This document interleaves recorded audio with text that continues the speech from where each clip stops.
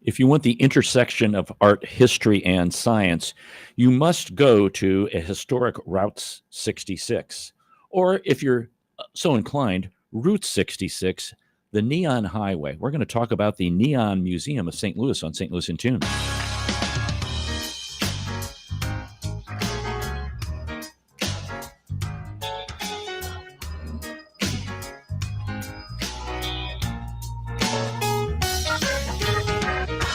Welcome to St. Louis in Tune, and thank you for joining us for fresh perspectives on issues and events with experts, community leaders, and everyday people who make a difference in shaping our society and world. I'm Arnold Stricker, along with co-host Mark Langston. Hey, you're the host with the most. Oh, the route or the route? Here we go or again. The route. I know. Route 66. That's right. We had that conversation when we talked about the book, Route 66, right? Yeah. I think it's common to say Route 66. In my broadcast journalism class, okay, it was a point of discussion. Mm-hmm. It should be route or route, and I think actually it's route, but it's evolved into route. So, we just discovered before the show went on that the 100th anniversary next year. And the date was significant. That's what we discovered. It's November 11th, 1926 was when Route 66 was established. November 11th being Armistice Day. Wow. And you mentioned something about the 11th. What's the 11th? Yeah, it's the 11th day of the 11th month. And at 11 o'clock was when World War I ended. Wow. A lot of 11s there. Yeah, that is crazy. Now, with Route 66, was that when did they cut the ribbon, or was it when the concept of the road was announced and we're gonna build this road? This might be a trick question, but and it doesn't really matter. But I mean, we're going to build this route on rock and roll. Okay, okay, that sounds right. Sounds perfect to me. We're glad that you joined us today, folks. We want to thank our sponsor, Better Rate Mortgage, for their support of the show. You can listen to previous shows at stlintune.com. Please help us continue to grow by leaving a review on our website, stlintune.com, Apple Podcast, or your preferred podcast platform. We're going to skip our thought to ponder right now, Mark, because our guest she's just glowing with neon.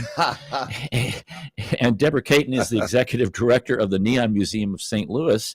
Deborah, welcome to St. Louis in Tune. Thank you for having me today. It was Mark last night. I know you weren't able to make it, but last night I went to the museum and Deborah gave me a tour, and I was just fascinated by all of the things that you have in there related to neon. So how did this all get started? Well, I am a sculptor, and one of the materials I use for my pieces is neon. And I had some large works that needed to be hung, and then had this idea we should have a pop-up gallery and showcase neon works from all the artists in the St. Louis area.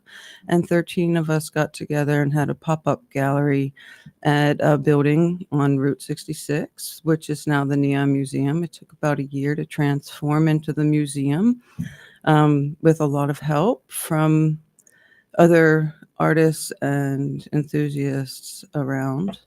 So now we've been there for almost 3 years. Because you started out, glass blowing? Yes, glass has been one of my main materials since undergrad and through grad school, and then through working at Atomic Neon and Glass and teaching neon, and had taught a lot of glass classes at Craft Alliance before that. So you've done a lot of teaching with that, and I go, why glass? Why that medium? Number one, there's some of us that like heat. We like summer and hot, and you kind of get addicted to standing in front of that. That's with the glass blowing, and then my work got smaller and started doing torch work. Okay. And then from there, I went to the tube bending, which I thought was going to be just an easy transition, and it was a bit humbling having to learn that new skill. Yeah. What's different about that? We have different torches with the tube bending, and when we blow in it, we just have a little blow hose that we with a little glass tip in our mouth that goes into the tube with a cork. So when you do a bend, when the glass gets soft, it moves. You don't want it to collapse on itself, so you give a little tiny puffs of air. So, Oh my! Just knowing how much air to blow in there has got to be a talent. Yeah, if you blow too much, which is very common when you're beginning, it makes a really thin, tiny bubble of glass that then shatters and sprinkles, which is something you don't want to breathe. Oh, ooh. It's kind of beautiful when it gets big and transparent. And yeah. Not when it explodes, though. No, we don't. No. No exploding. No, please, no. So neon, explain neon to us. So neon is one of the noble gases, and we use mostly neon and argon gas, sometimes krypton and xenon, but we call everything neon, no matter what gas we're using inside. And a noble gas is a gas that can't be mixed with another gas? It's called an inert gas. Okay. And so it doesn't combine. And when you light them up, they exhibit different properties, different colors. And there's helium, neon, argon, krypton, xenon, and radon. And radon will kill you when comes up from the earth, so we don't use that. Helium is the one gas that's extracted from the earth, so it's a non-renewable resource. Which I find very interesting. And the other gases are extracted from air, and we buy them in like a 6-inch bulbs that get mailed to us from the magic of extracting individual gases from air. How in the world does that happen? Yeah, that's crazy. Yeah, crazy. A lot of physics, a lot of science goes into the whole neon making process. So there's the glass part, then there's the mad science part, and then there's your high voltage electricity part. Yeah, I've got a question about that one coming up here. So I never really understood. So it's the gases that make the neon glow. Correct. And the colors inside the tubing, if it's a clear tube, it's a red neon. If it's a clear tube, it's the blue argon. The rest of the tubes, almost all are phosphor coated on the inside. I showed you that, how they look white until you light them up, and then they glow different colors. So you put the gas in, and then you have to plug it. Everything is hermetically sealed by flame. So when you melt it together, no air, no gas can get out. I'll be darned. I know. And then to electrify it, you were showing me that there's like a little. While we're working, there's a piece at the ends called an electrode where the electricity can enter. There's wires that come out, still sealed, so no gas gets out.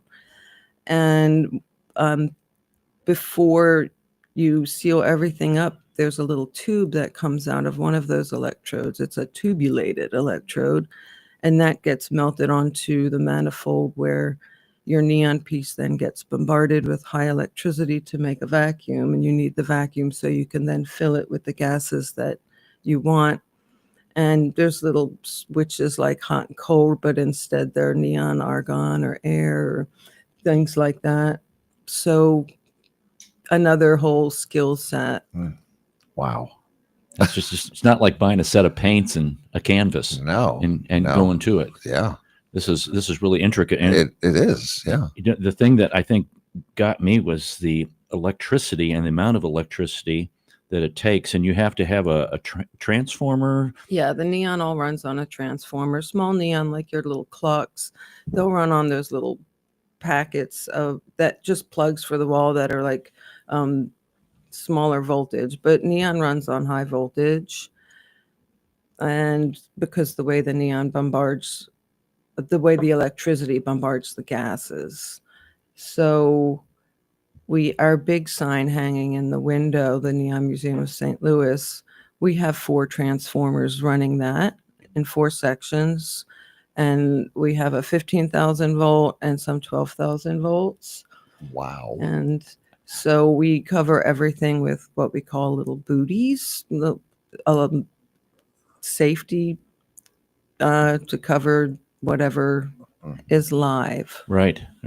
I can understand. And you don't want to break neon while it's being electrified, do you? You don't want to break neon ever, Okay. because the gas goes right into the air, right back to the air, and then you can't repair that. You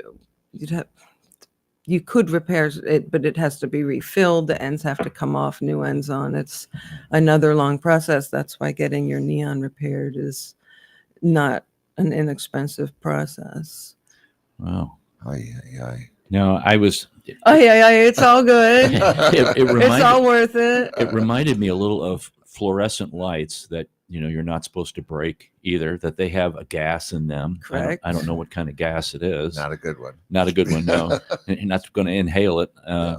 But a very similar kind of concept too, because those have transformers too, or on the ends of it. But it's not that high voltage kind of thing. Correct. High- But remember, neon was what we had first. It was invented in the 1910s. And it's That was pretty spectacular. My next question was when did all neon start? I didn't. It yeah. started in the 1910s, and it evolved on the neon highway with the usage of the automobile, because people needed signage to see where to stop for food and gas, and then hence our Route 66 with our little byways through St. Louis, because the roads were ever changing and improving. But the neon as well was evolving.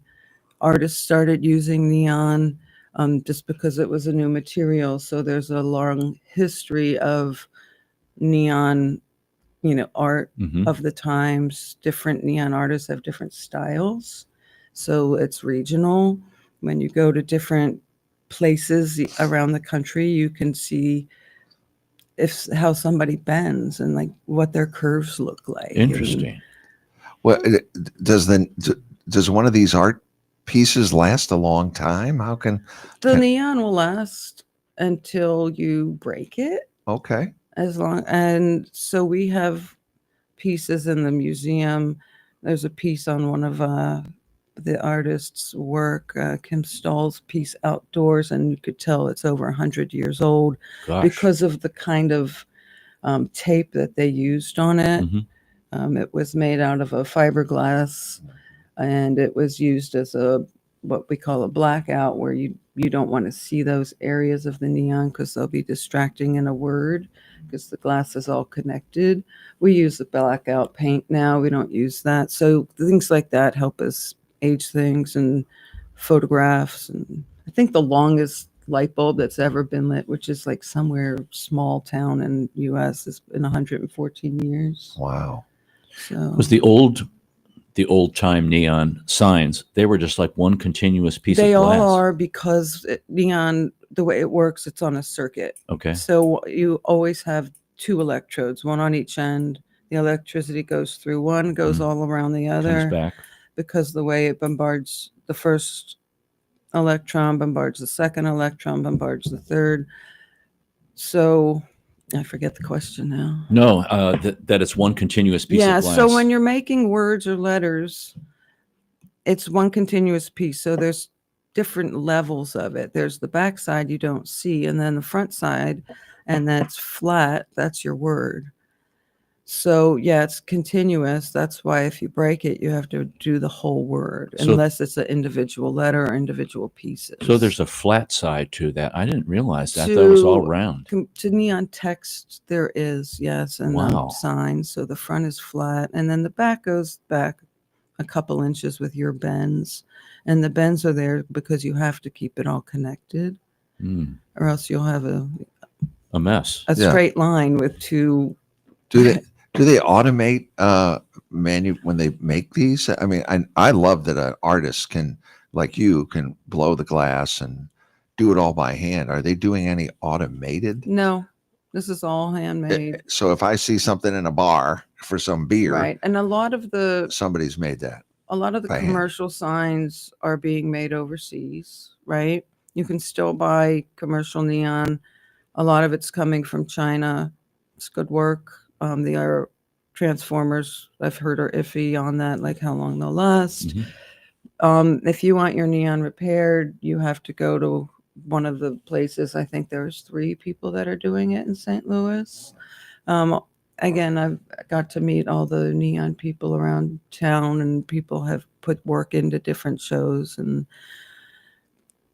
It's amazing, and it really shows the skill level if you're writing a word Right. and it's one continuous thing and you've got to do all Yeah. these curves. You were showing me some patterns last night of some things that people would, how they would, So figure out what to we do. work on the patterns. All of the neon benders work on a flat pattern with a screen on top so the paper doesn't burn. It's been drawn out. We have circles and lines, tells us where to bend, tells us how it connects, tells us where the beginning and the end of your piece is, to where, so that's where you put your electrodes. Your pattern will have which pieces are separate. So for the Neon Museum of St. Louis sign, the letters in the Neon Museum are all separate, but of St. Louis is 3 different words. So those are, so that would all have been drawn out, and so the bender would know exactly where to bend it. And now if something were need repair, they would go back to the original pattern so that they can bend it, because everything is then put on.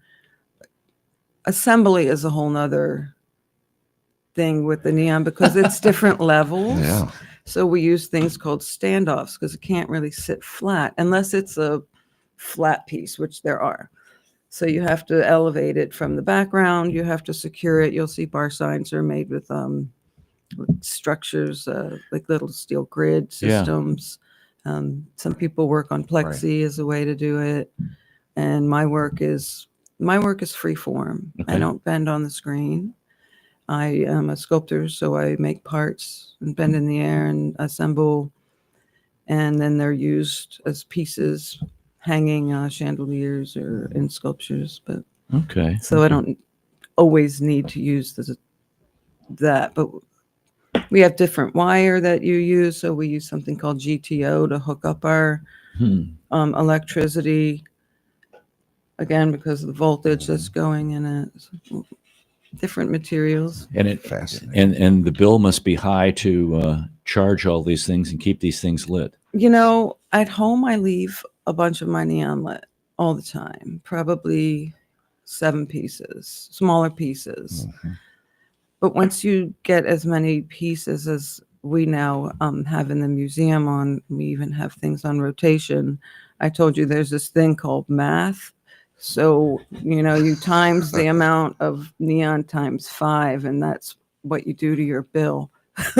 Yeah. So oh my, that's okay. just Wow. a fact of life. So we don't keep the lights on all the time. We turn them off at night. When we keep always our sign on and some pieces on, but we're looking for grants and sponsors for things like solar so that we can keep the lights on more. Right. Charge them up.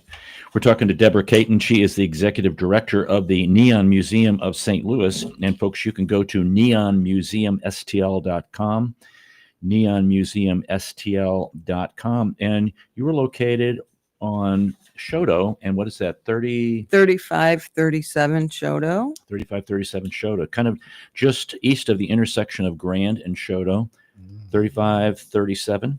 Correct. And you have talk about, you've kind of mentioned a little bit that you have things that the museum owns, and then you have some artists who are displaying works. And let's discuss some of the things, because you have a huge sign from Grand Center down there that's just magnificent, and there's a little key to the vacancy, no vacancy little thing that's on top of it. So we were donated, the museum was, a set of the park signs that were from Grand Center, the Kranzberg Arts. They donated the set of orange park signs to the museum. So we have the smaller of the park signs, which is still about 14 feet long, hanging in the museum with the no vacancy sign up at the top.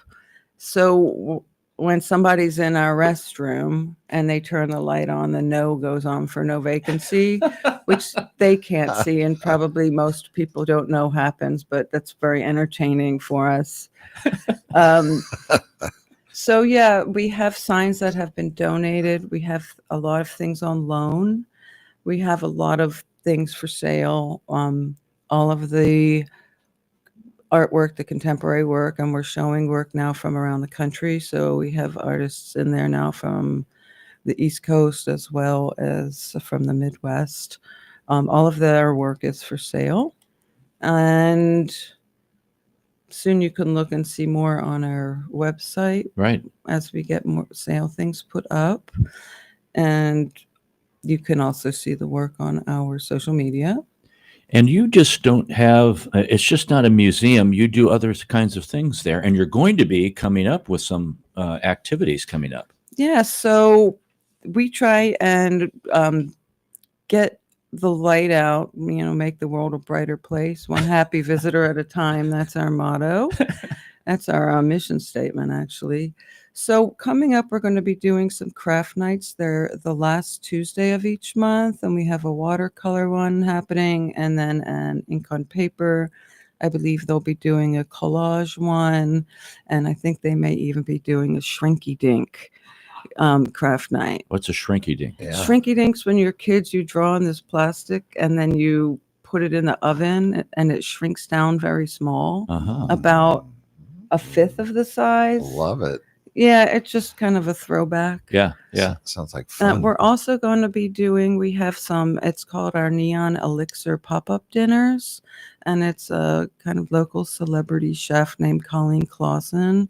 And she is the chef at Milk Toast on Jefferson. But so she'll be doing some pop-up dinners again until the end of the year. So if there'll be 3 more coming up. And all of our events are through Eventbrite.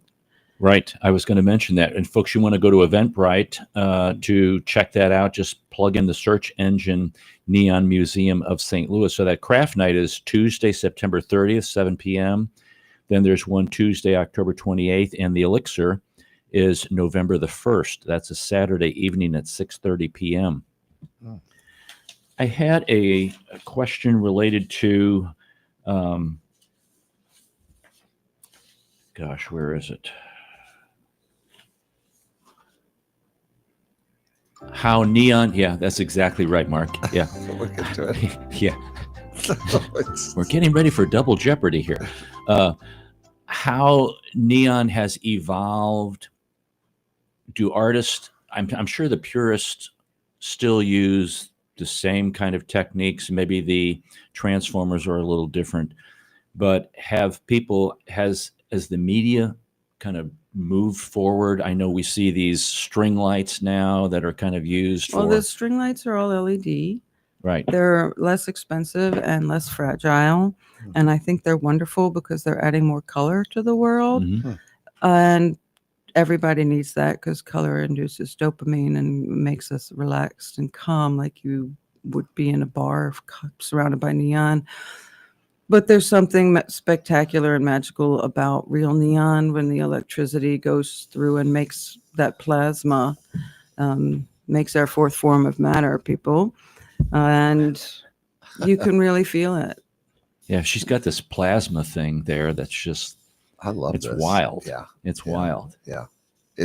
Are there many artists that do this? There are artists around the world, and I am assuming it's kind of a smaller community. So on our social media, on the Instagram and the Facebook, and then if anybody comes through town, everyone wants to share knowledge and kind of see everyone else's studios. And we get people coming from around the world through the museum. We have a nice connection now, a gentleman from Canada, and Wow. he Hey. made a plasma xylophone that I've yet to see. But one of the things that we're working on, when we have different exhibitions and different openings, is to do a plasma exhibition and kind of introduce people to that. And plasma is really affect what happens when you put these gases and light them up in a larger container than the tube, because technically all lit neon is plasma. I'll be darned. Are there any classes?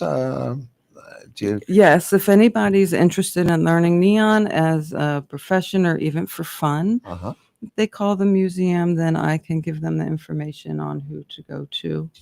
And that number, folks, is 314-585-0538. That's 314-585-0538. The website, again, is neonmuseumstl.com, neonmuseumstl.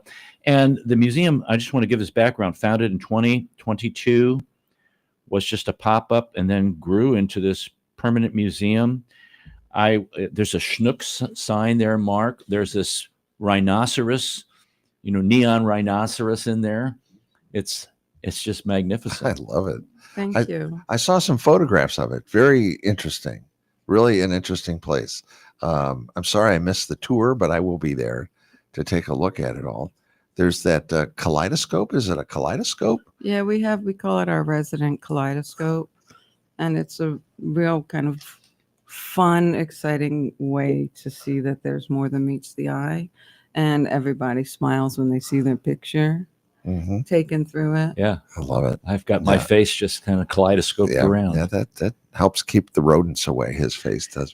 I didn't break the mirrors. We have a picture behind the desk here. It keeps all the bugs away.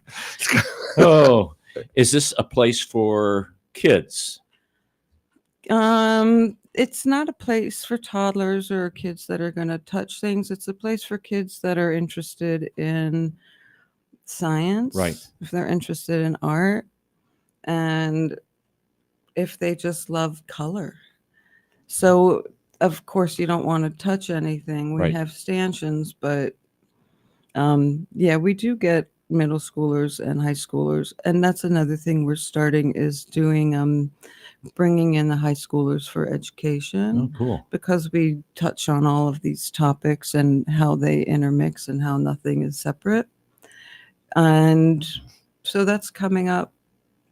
Yeah, I got in there and she whipped out the periodical table. I was like, you're in trouble. I am in trouble. I'm periodically in trouble, especially that time.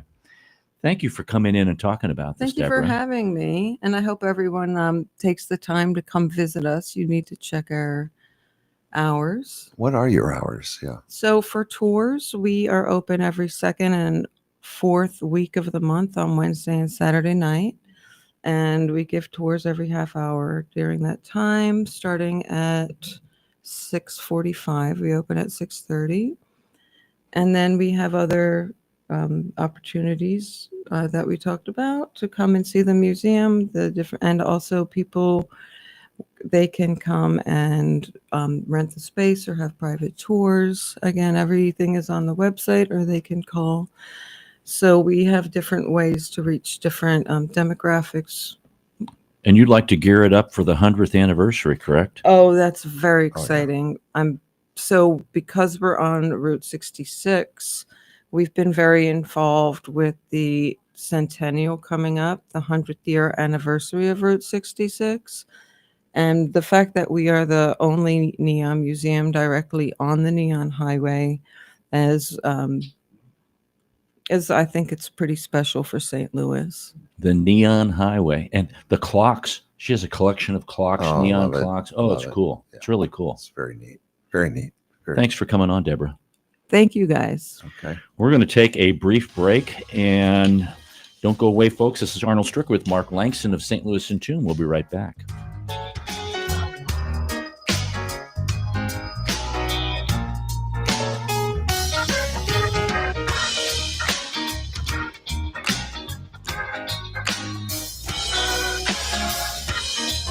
As strange as it may sound, at Better Rate Mortgage, we love talking to people about mortgages. Everyone in St. Louis promises a better mortgage rate, but what you really need to turn that perfect house into your dream home is a better mortgage. At Better Rate Mortgage, we open the door to so much more. So where are you in the home buying process? Researching? Maybe wondering how much you can afford? House hunting? Get a pre-approval from Better Rate Mortgage. Ready to buy? Our team is ready to make your mortgage process fast and easy. Whether you're purchasing your first home or taking cash out to make your dream home even dreamier, our door is open. Come on in and get started today. We'll show you how. Call Sean directly at 314-375-3293 or online at betterratemortgage.com. Remember, at Better Rate Mortgage, a better rate is just the beginning. BetterRateMortgage.com. NMLS ID 401335, an equal housing lender. The United States has a strong tradition of welcoming newcomers and refugees. The Welcome Corps is a new service opportunity for Americans inspired to welcome those seeking freedom and safety and in turn help strengthen their own communities. Welcome Corps is a public-private partnership that is inspired by what Americans represent to so many around the world, a beacon of hope and refuge. All it takes is a helping hand. Are you ready to learn more? Contact the International Institute of St. Louis at info@iistl.org or call 314-773-9090. That's info@iistl.org or call 314-773-9090.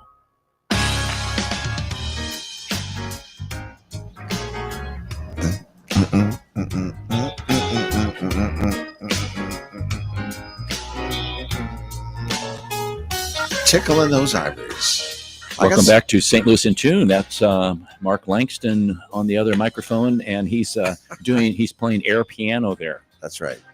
Tickling the ivories. I love it.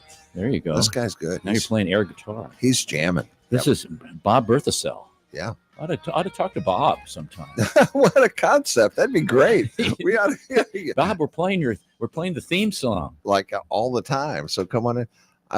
I know you've got a lot of jokes. Do you? I've got No, you're fine. I appreciate Deborah and what she's doing there. It's a 501c3, a nonprofit museum. And folks, if you get an opportunity, go down there. We have a lot of museums in St. Louis, and this is one worth going to. And because you do have science, you have art, you have history, and she is very, very knowledgeable. She does some work. There's a lot of artist work that is displayed there. You can purchase it. Some of it's like just on loan for display, but it's history. I was watching this one clock, and it's like, that is the coolest clock. Really? Yeah. Like the neon thing goes around, Mhm. And I remember seeing those at this will date me, filling stations.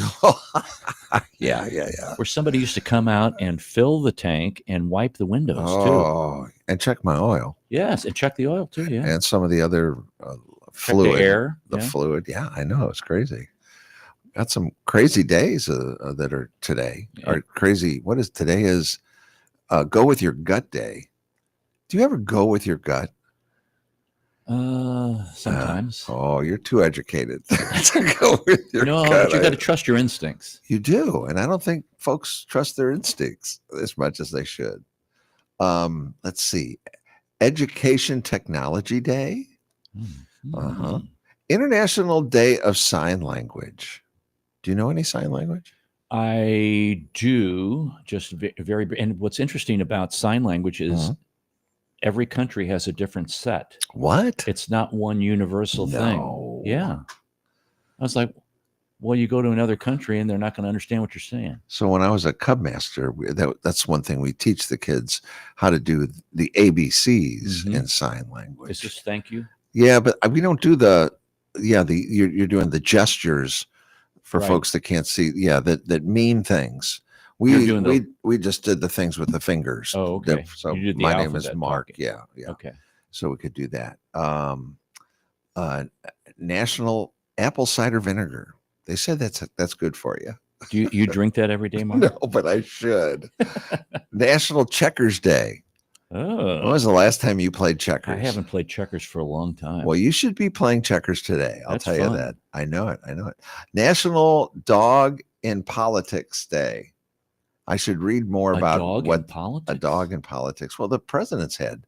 Right. National Dog in Politics Day celebrates the first dog of the United States, a FOTUS. They call it FOTUS. FOTUS, first dog. FOTUS, who holds an important place in the hearts of all American dogs. So I guess this president that we have now does not have any animals, I don't believe. He doesn't? I think every president that I can think of has had a dog. Yeah. Or something like that. Right. I agree with that. Right. Restless Legs Awareness Day. National Oh. Voter Registration Day is today. Restless legs. I had restless legs, and I got a new mattress, and it seemed to help out. Is that right? Yeah, I No. got one of those. No kidding. What do they call sleep comfort? It wasn't Sleep Comfort Okay. brand, but it was one of those kind of mattresses, and it seemed to help out a lot. Can you adjust the front and the back and all No, that it's kind not. of thing? It's not one of them fancy pants ones. Yeah, the fancy pants. I like it. Seed Gathering Day is today, and I think that's about Seed gathering. where you gather all sorts of different. Let me see what you gather all sorts of different kinds of seeds. Participating in seed gathering season celebrates should be, let's see, the top of your list in autumn. So we're officially, I guess, in autumn now. We are. So you go out and grab seeds. I do that all the time. I go out we have a garden, a wild garden, Mhm. and I'll take some of the flowers, Mhm. dry them out a little bit, get the Right. seeds, and I'll save them till the next season. And you throw them out there. And they work. Yeah. And it works. It does. For me to make it work is an amazing thing. That's pretty good. Yep. So that's I'm just trying to find more things to ask and say because I'm trying to put you off. Oh, okay. 'Cause No, you you're have- fine. You're you fine. have so many jokes that I'm just so worried about. I have a lot, but I can't log on to my Facebook account, so I have set things saved there. But I do. Really? I did miss the thought to ponder Oh, because we wanted to get right to our guest right. and get into that particular conversation. But our thought to ponder today is: don't watch the clock. Do what it does. Keep going. That's good. I like that. And it's to remind people to kind of be persistent and focus on moving forward, not dwelling in the past. Oh boy, yeah. Or we're freezing in time. Yep. Yeah, you keep moving. Can't move. Yep. Keep moving. That's good advice. So don't watch the clock. Do what it does. Keep moving. I like that. I think our in-studio audience does too. Yeah, Okay. they do. I finally did it, Mark. Okay. I bought a new pair of shoes with memory foam insoles. Mm. No more forgetting why I walked into the kitchen. Ooh. God. Have you ever done that? What, buy new soles? No. I do that all the time. Like, why Do did I you? come in here? I know. Sometimes I have to go back to where I was, and then I know. I'm starting to do that too. It's a little scary, folks. is scary. I know. Okay, go ahead. Now you will really get this if you're in St. Louis. If you're maybe you will get this where you live around the world. But in England, they drive on the left. Mm-hmm. Where I live, we drive on what's left. There you go. And maybe some of you remember the actor who played Ironside and Perry Mason. Right. His name was Raymond Burr. Mm-hmm.